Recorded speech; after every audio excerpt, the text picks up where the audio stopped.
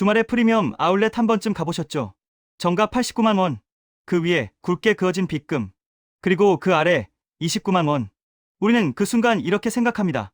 와, 60만 원이나 싸네.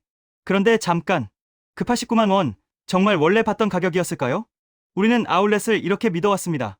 백화점에서 팔고 남은 2월 상품을 싸게 모아 파는 곳. 그런데 지금의 아울렛은 우리가 생각하던 그 모습이 아닙니다. 오늘은 프리미엄 아울렛의 진짜 구조를 한번 파헤쳐 보겠습니다. 한때 아울렛은 단순했습니다. 백화점에서 시즌이 지나 팔리지 않은 상품, 즉 2월 상품을 할인해 판매하는 공간이었죠. 문제는 아울렛이 너무 커졌다는 겁니다. 전국에 수십 개, 매장은 점점 커지고 매출은 수천억 원 단위로 성장합니다. 그런데 2월 상품만으로 이 거대한 공간을 채울 수 있을까요? 답은 거의 불가능합니다. 그래서 등장한 것이 아울렛 전용 상품입니다. 이제는 브랜드가 처음부터 아울렛에서만 팔기 위해 제품을 따로 기획합니다. 겉으로 보면 똑같습니다. 같은 로고, 같은 디자인, 같은 매장. 하지만 안을 들여다보면 조금씩 다릅니다. 예를 들어 가방을 하나 비교해보죠. 백화점 제품은 손잡이 안쪽까지 2번 감아 박음질을 합니다. 부자재도 단단한 금속을 쓰죠. 반면 아울렛 전용 상품은 한 번만 고정하거나 부자재 두께가 얇은 경우가 많습니다. 원가를 낮추기 위한 구조입니다. 마치 같은 이름의 자동차지만 엔진 옵션이 다른 모델처럼요. 여기서 중요한 질문이 나옵니다. 그럼 이건 가짜일까요? 아닙니다. 정품은 맞습니다. 다만 같은 제품이 아닐 뿐입니다. 브랜드는 보통 메인 라인과 세컨드 라인을 구분합니다. 예를 들어 랄프 로런은 라벨에 따라 라인이 나뉩니다. 펄로 메인 라인이 있고 로런으로 시작하는 라인은 가격대가 낮은 별도 라인일 가능성이 높습니다. 브룩스 브라더스 역시 생산국이나 세부 라벨에 따라 엔트리 라인이 존재합니다. 마이클 코어스의 경우 품번이 특정 숫자로 시작하면 아울렛 전용 모델일 확률이 높다는 분석도 있습니다. 문제는 이 정보가 소비자에게 명확히 전달되지 않는다는 점입니다. 더 흥미로운 건 가격 구조입니다. 우리가 보는 빗금 가격, 정가 89만 원, 29만 원.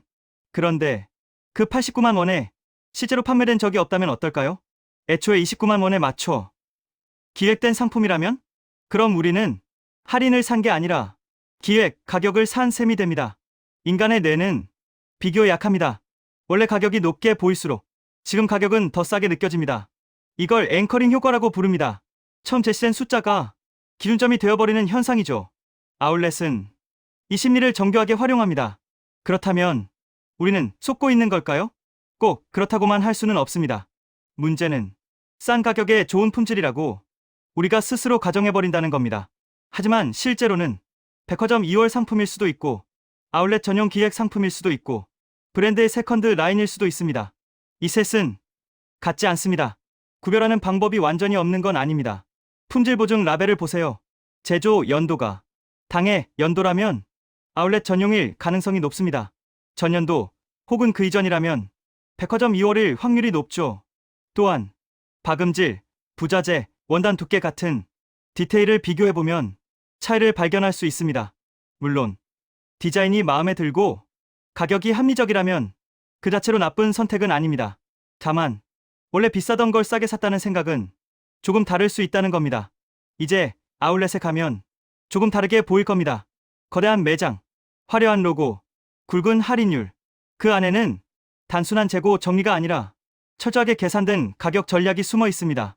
우리는 싸게 샀다고 생각했지만 사실은 잘 설계된 소비 경험을 산 걸지도 모릅니다. 다음에 아울렛에 가게 된다면 가격표의 빗금 대신 라벨을 한 번 더 확인해 보세요. 그 순간 아울렛은 더 이상 그저 싸게 파는 곳이 아니라 하나의 정교한 비즈니스 모델로 보일 겁니다. 우리가 매일 지나치는 평범한 공간에도 이런 구조가 숨어 있습니다.